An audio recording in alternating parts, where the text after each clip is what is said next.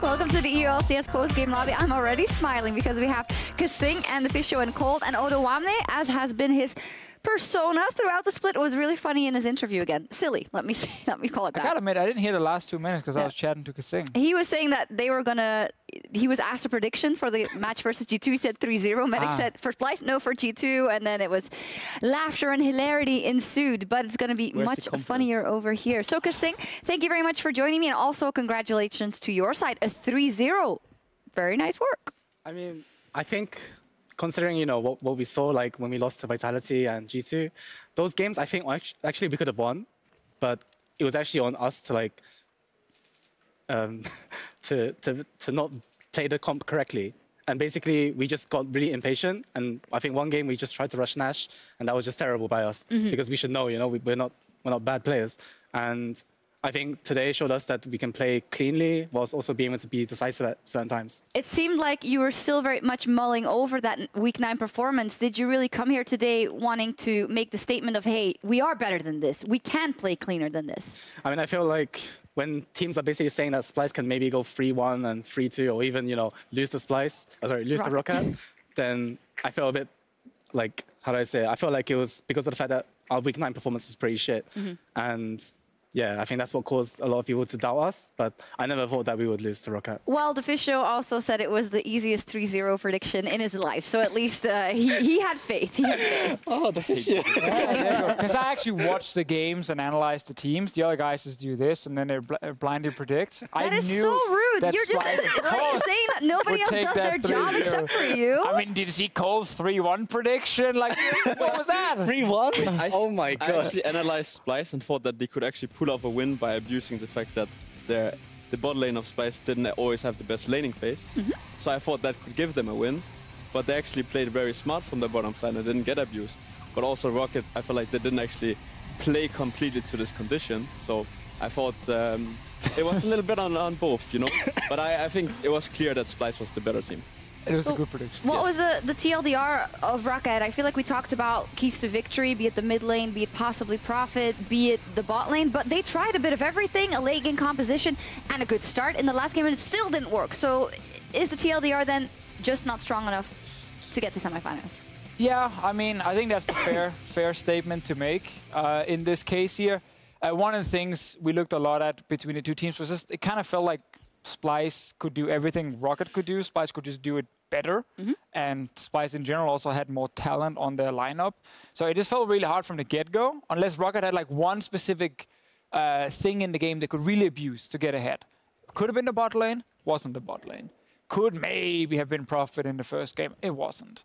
Blank, not really. And then suddenly, if you don't have any lanes you can necessarily abuse to get this kind of lead when you are the weaker team, you get 3-0'd. So, Kasing, how did you feel as the series went on? You won first game pretty handily. Was there ever any doubts? Was there ever any, we got to change our strategy? Or was it really, this is the plan, we're going to stick to it?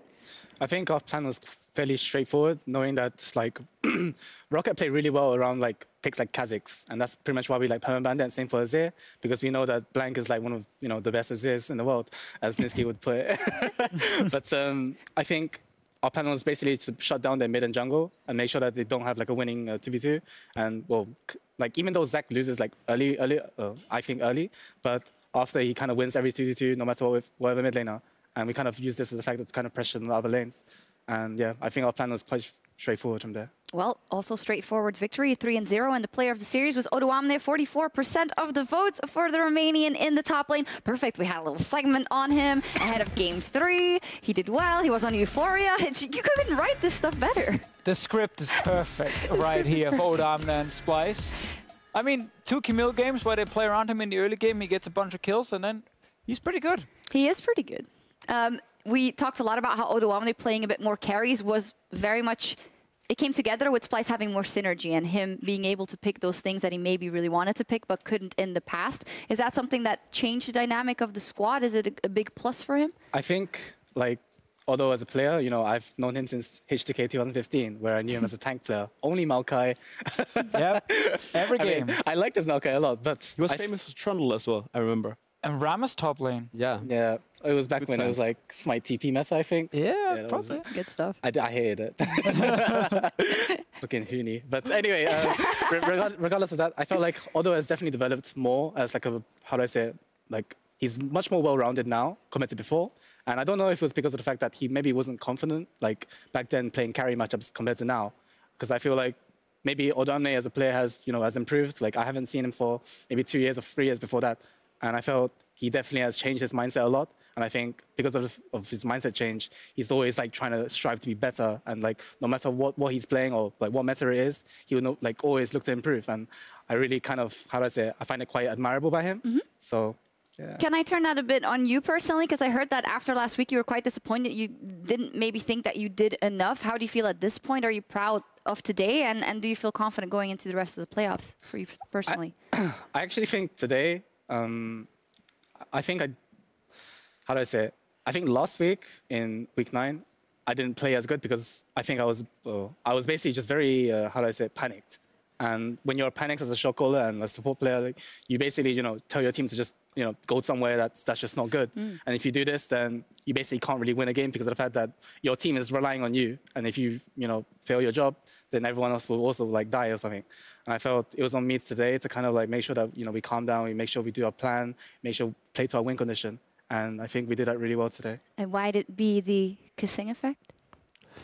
We actually debunked that one on Euphoria. It was the Yanan effect, in fact. Well, maybe it's back. According to Kasing himself. Maybe it's back, see? I mean, I just think if people listen to me, then it's going to be a good game. Oh. Well then, we'll see how that progresses. that in mind. If Kasing has a bad game, they're going to lose next game. If you guide us through the segment. Please don't cut me. Alrighty, let's see. So let's see how good you're going to have to play. Who's up next for you in the bracket? You guys are going up versus G2 in the semifinals. And then tomorrow's winner will go up... Wait, Yes, tomorrow's winner, because Splyce are the highest seed from the quarterfinals. They have to play the second seed. Why am I even confused? Nobody else can be in that other semifinal. So Vitality HK will have to play Fnatic. There is no way around it. And my point that I also just wanted to touch on before we move on is that Roccat is now out. So kind of finishing statements on their split. From my perspective, they did a lot with the project that they were given. Freddy whipped that team into shape, and those players stepped up when it mattered. And getting to playoffs is good. They might be very disappointed, but I think Cold, that's an admirable split for them for now. Yeah, I mean, I think if you look back at the split, I think they're super satisfied with the fact that she's getting to playoffs. I think they could show more, but we also have to understand that this is a team full of like rookies or newer players. They don't have as much experience as, for example, the Splyce team today. So I think they will use this game or this series to potentially do better in the future. And I think that's what's important for them. Yeah, great stuff from them. We won't be seeing them for the rest of playoffs, but semi-final Splyce versus G2, which is a rematch of the summer finals of 2016. But a lot has happened. The teams look completely different. Kobby will be returning to Denmark to play there as well. So in the third place match or in the final if they manage to win this. But Kasing, Odoamne was joking a bit. What do you feel about your chances in this matchup? It's a 50%, I guess, because it's either you win or lose. That's true, but is G2 scary? Not wrong. That's why it's a shot caller right there. Is G2 scary? I mean, I actually don't. No, I don't find him scary. I think, honestly, even the game we played against him for the tiebreaker match, like again, I think that was on me, and I felt like because of me, well, that's why we lost, and it kind of sucks a lot because I just feel really responsible because of the fact that if I had not, called one bad call or if I had not, failed on my behalf, then maybe we actually would have won it because it was on us to lose and we did. Well, this is a fantastic setup for your revenge. You can just take him out. I mean, I get to play against Yanan, my best friend before. I hadn't even thought of that. No. Now you hate him. Cole's my new best friend. Cold, you were saying a lot of interesting matchups? Yeah, so if you go back 2 years, I remember a specific semi-final where Wonder and Odoamne was playing against each other. That's true. And I remember who came on top on this one because they were playing literally the same matchup every game, which was Nar against GP. And I remember actually Wonder having an edge on Odoamne in this series. So I'm looking a lot on the top lane. I think both have been outstanding so far. And I think a lot is going to come down to who's going to get on top there. And they both like Camille. And this champ is OP, like, has to be OP. So that's definitely going to be exciting. Mid lane, which is where we're going to see a lot more action from G2 side. While Niski's Cassidy was good, and he had a fine series, I still think that is probably going to be one of the lanes G2 will look at. They don't really go bot lane, so it might be a boring farm fest down there, but at least the top side of the map is going to be exciting. You know what interests me, and this might be a bit controversial, I don't know what you can say about this, but you know that we see, and this is not an insult, this is just Niski in between all the other carries on the team is just not as strong as a carry, it seems, in most of the games, even though he had a fantastic couple of games right here. Is that something that you guys actively kind of work around? You know that? That's not the strongest, but he has different strengths that we then work around and build your comps around? So regarding the controversy regarding like Niski being, you know, a weak mid laner or the weak point of Splyce or anything like that, I disagree with those comments because I feel like Niski, like, if the team is not playing around you and you're playing a champion that kind of roams and, you know, just basically, how do I say it, you're there to like pick up the sideways whenever you're behind or something, then I think he's still doing his role or still, you know, doing his job. It's like if you were to pick, I don't know, Tristana Braum, right, on bot lane, you're not looking to actually win the lane hard. You're just looking to scale. And when people just flame these kind of players that say, you know, why are they like 50 CS behind or something? Maybe not 50 CS, they shouldn't be that. But that's a lot. But the thing is, like, a lot of people just look at like the matchups, or they just look at the score without looking at the matchups and stuff.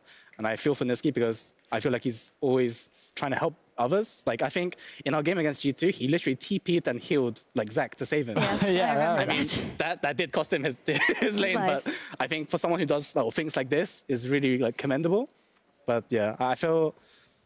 I mean, maybe it's just we're not playing around him properly, or we're just, you know, we're not doing too much around him, but I feel he still does his job good.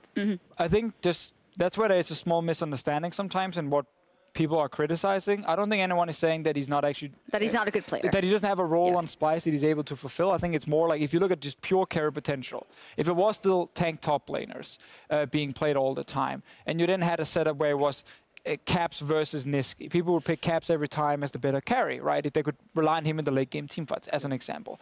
But I think with Niski, and the thing he's actually getting praised for, is when he's playing a lot of the more like utility style, where he's able to impact the rest of the lanes a lot more. And he's doing a good job with that. And I will give him credit. Despite him falling behind in CS, he very rarely gives up early kills. So it's not like camping him has been a successful strategy the teams have really used so far. And that is at least is a good thing for him. But sometimes I think in terms of pure carry, he's weaker than some of the others, which is why he doesn't fill that role on Splyce. Yeah, that makes sense. Glad you were able to talk about that, Kissing. But now let's move on to the quarterfinal that is on the board tomorrow. Vitality versus H2K. And today it was a 3-0.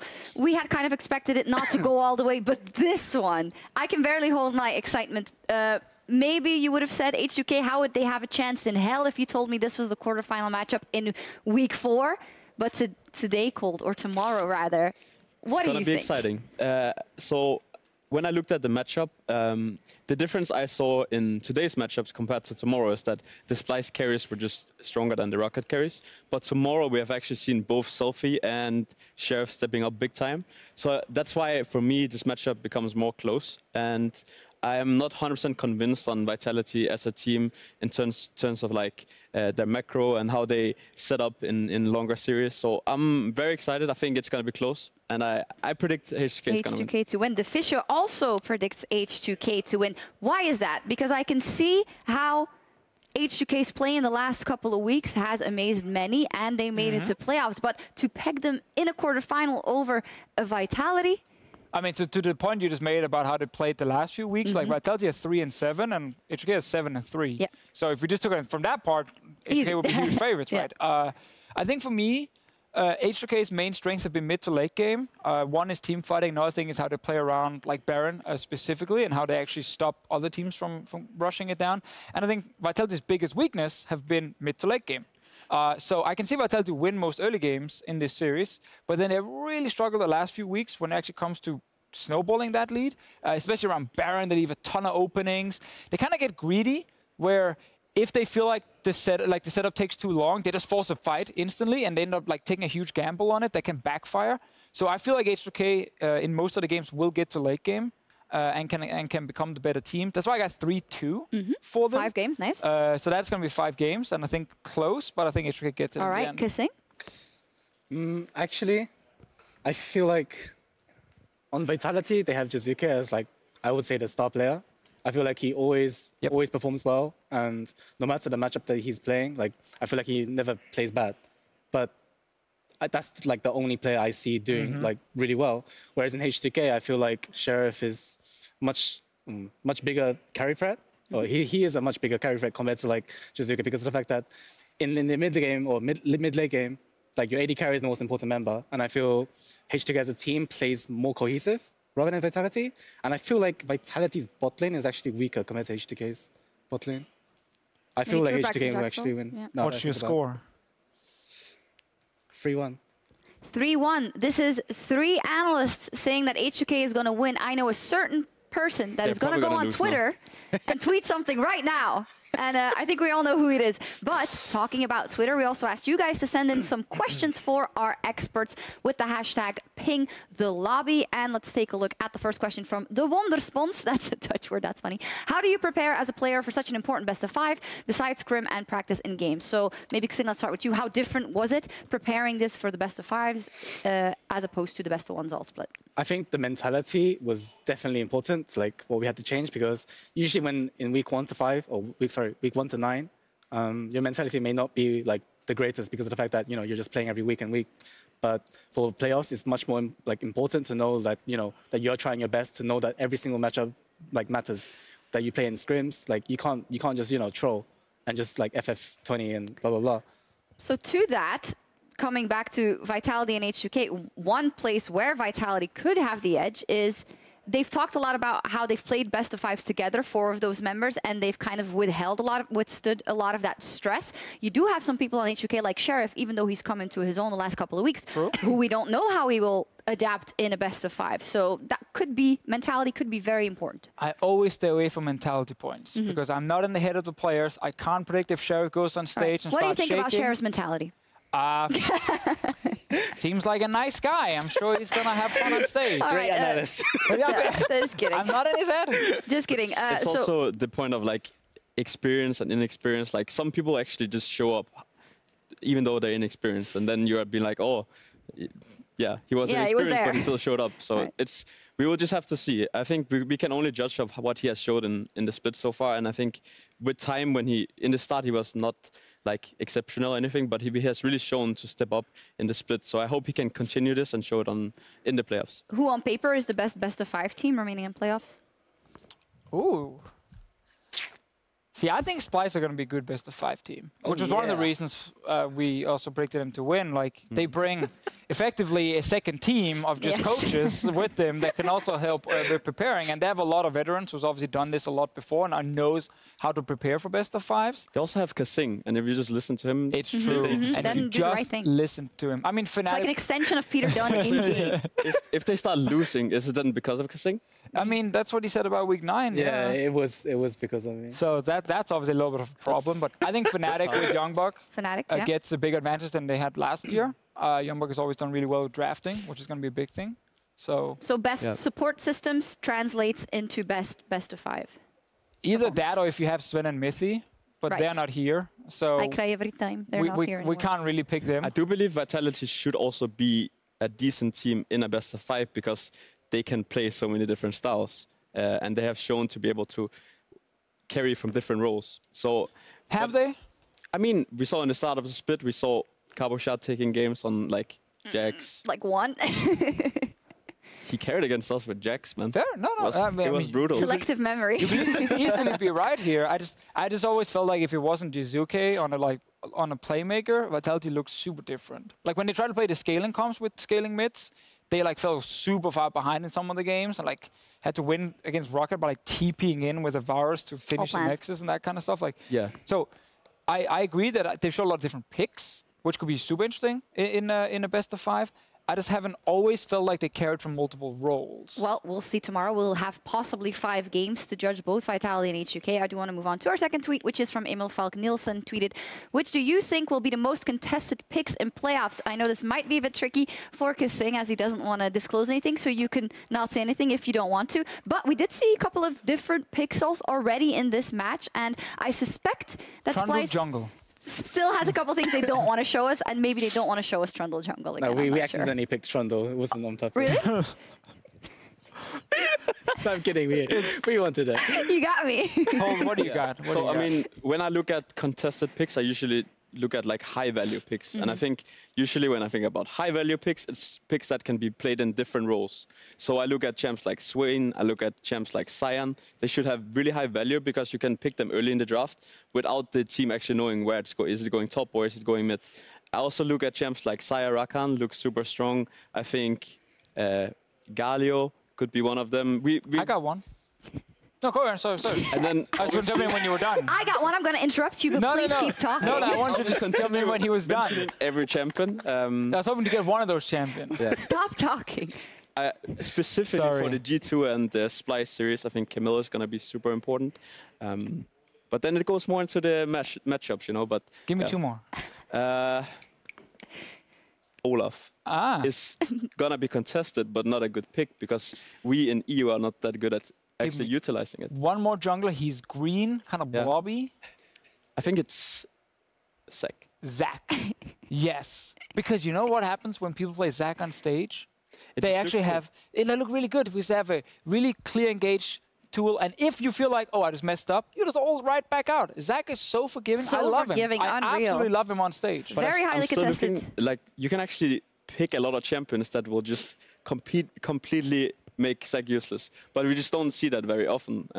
That's why the Zac is so good. Tomorrow, Gilius Zac. He's going to play it all the time. Jankos and Xerxes Zac in the semifinals. Everyone loves Zac, man. Everyone loves it. Everyone loves Zac. So let's take a look at our last tweet from Anti-Woe tweeted. As a Dane, I would like to ask the two Danes of the lobby a question. Which Dane do you believe will have the largest impact in the semifinals? Well, we already have a couple of ones. We obviously have Caps on Fnatic. We have Cobby on the side of Splyce. Broxa, Wonder. I personally feel like the prediction I made that is completely different to your prediction is going to be most impactful because that makes me win against you. We basically have almost the same predictions. Right. But the Danes. Is it a player or like is it anything? It's a player. Oh, any like what else? It could be your analysis. Are they taking a pulse on stage? Like, what is this gonna be? No, I'm actually looking at Wanda at G2 because I think he's so crucial at carrying the game. Like he is actually the guy that I feel like pulls G2 for the most of the time. So I'm looking at him specifically. I think if he has a bad time against Splyce, then I don't really see G2 winning. So my eyes are on him. Good choice. Wonder. I'm gonna say Caps. Caps. Generally, because most of the Fnatic wins come through him and Reckless at the moment. I think if he plays really well, they remove what is the only early game weakness we've seen from them, like the teams have really been able to abuse, which is like the camp Caps in the mid lane. Source dies every game anyway, so that's the same. But the Caps one specifically is what has really shut down Fnatic in the past. I think if he plays really well and if Fnatic as a team play well around that, I don't see teams winning against him early. And we know they're going to out-team fight basically everyone with Reckless and Caps. Yeah, basically Fnatic's going to win the split, Sing. They're the favorites, at least. You got to admit, at least. I mean, they are pretty good. Yeah. Like, they have Reckless, you know. Yeah, that's good. They do have Reckless. He's not Danish, sadly. He's not Danish. We could have said Reckless. He's Danish. Swedish, sadly. He lives pretty close. 2 hours away. Oh, okay. He's 2 hours away from Denmark. You didn't hear that. If it's the same? Yeah, I know it's not the same thing. And I thought you'd be offended, but you all get along over there. On camera, we cannot get offended by that. Okay. Yeah. Alrighty, so as we're closing out the first quarterfinal, we also wanted to take a look at the All-Pro team from the regular season because the votes are in. We just talked about Reckless, and it is no surprise that he is in that list. We have Wonder, Xerxes, Caps, Reckless, and Hylissang. So there is a tad of discussion online. They were published today, and the people on Reddit on the forums had a thing or two to say about it, especially about the support role. Because Sing, first up, did you think you had to be in the first All-Pro team? I mean, I didn't. I mean, I think I did, but I didn't.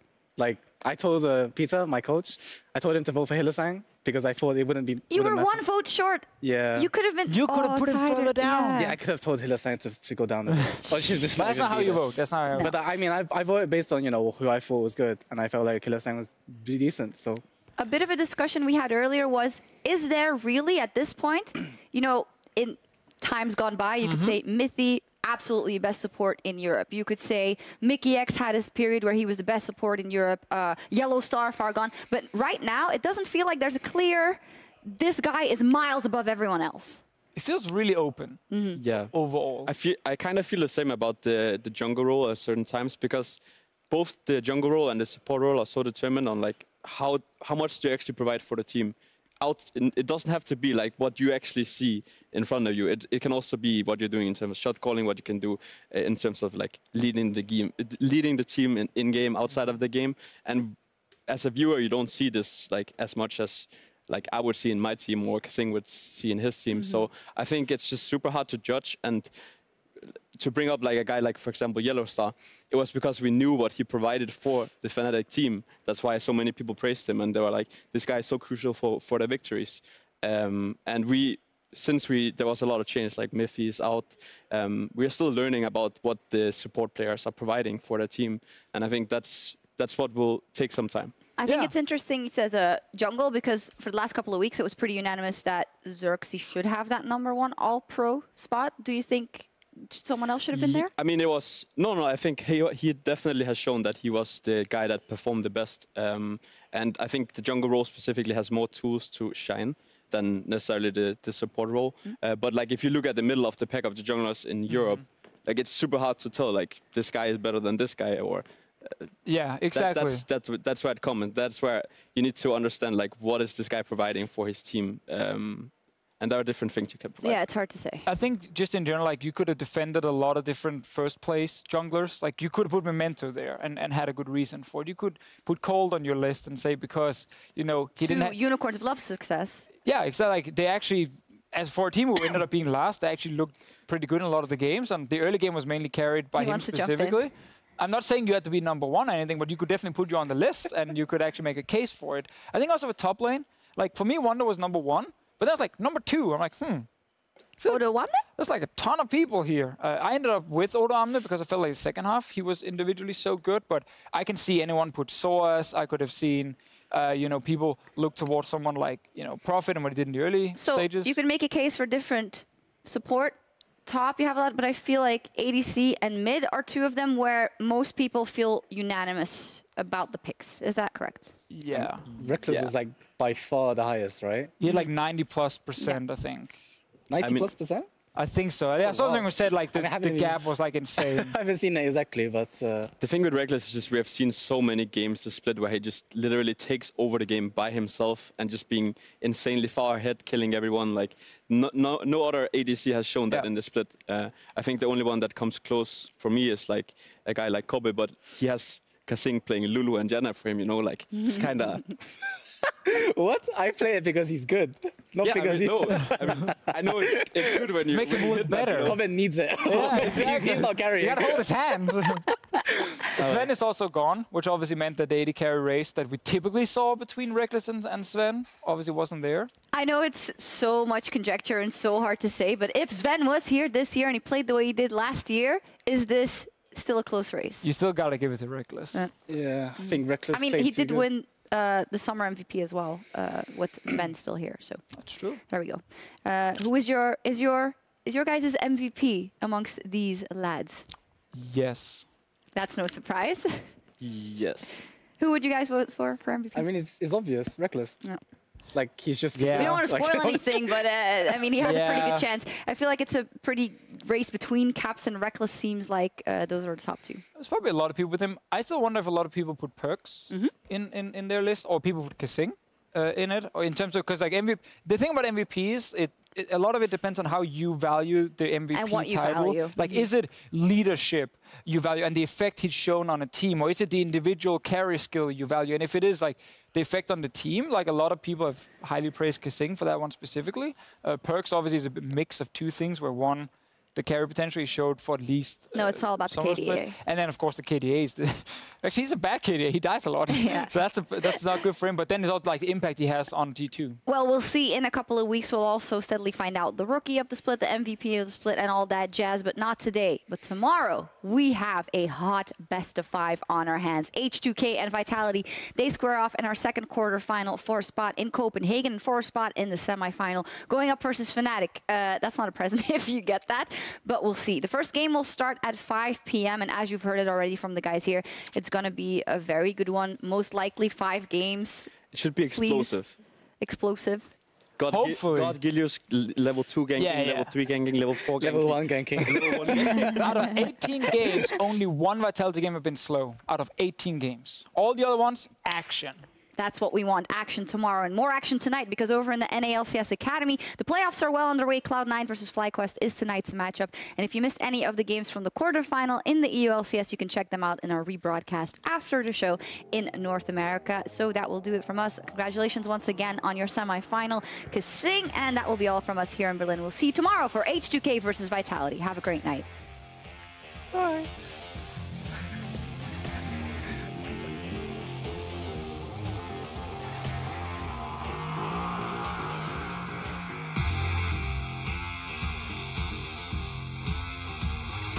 Let's see if Blanc and Prophet can come in to turn the tide here, but this is even going to follow. Flashes forward to pick up first blood.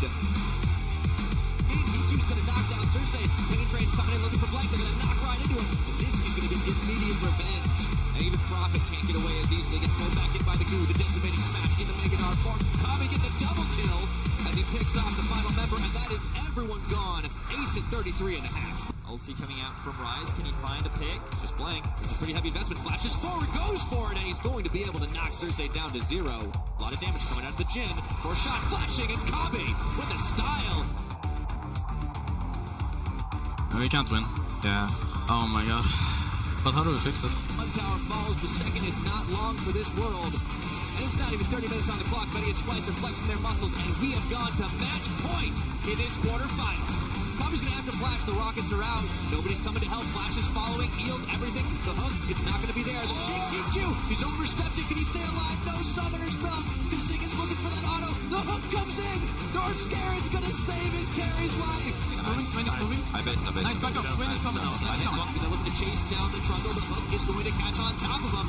Back to Roccat and rolling. It's Prophet who picks up the kill. But meanwhile, Otowanne taking down the backline. Really escaping his life. Trying to take the fight here to the rest of Roccat. Hextech ultimatum. And he's not going anywhere. Pop deep, find that hook. But it's not going to go down. The Cosmic Radiance. It's too late. He's going to fall. However,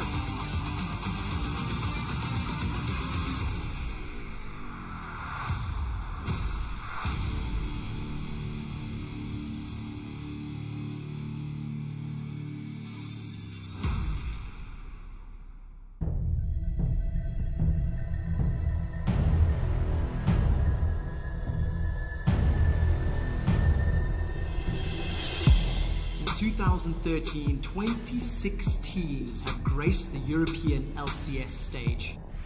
Only 10 have advanced to finals. Fnatic, Alliance, and G2 Esports have all hoisted the trophy. Home to some of the best players the world has ever seen, Europe has once again shown us that their pool of talent has no end. Now the battle for the crown is closer than ever, with 6 teams fighting ferociously for the privilege of challenging the throne. H2K are going to playoffs! But that'll continue to solidify their dominance at the very top. For the first time since 2015, Rockat's Talent Factory has forged a lineup worthy of playoffs. Meanwhile, H2K had to find and unlock their carries to make a surge in the standings. Oh, Memento! You beautiful man! He stole it away! Who was gonna end the game? Ruin goes that way! Is this? Oh my god! H2K, that is beautiful! Team Vitality, the most exciting set of rookies ever, flew out of the gate behind the Italian stallion and God Gilius himself. Caps is in trouble. Suzuki looking for the outplay. Oh! Yes, might just look for 2. He's feeling himself. I can hear him hollering on stage. He wants 1 more, and he's gonna get it! After a static start, Splyce have found their footing. Now they are pressing onwards in the climb for the championship. Kobe shreds through you. He gets the quadra. Gotta be a penta for Kobe. And onto our reigning champions, G2 Esports, led by Perks, winning 4 consecutive titles. But eyeing the throne are the old kings of Europe, who may have fallen from grace, but are back and ready to claim the trophy that was once theirs. We have to win now. No way around that. We cannot wait any longer. My legacy is not even close to complete. I'm just starting it.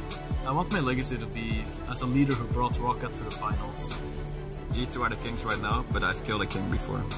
2017 was my year of frustration, but that's changing this year. the greatest EU LCS moment still has to come, because it's gonna be when I win it. Fame is fleeting. Legacy lasts forever.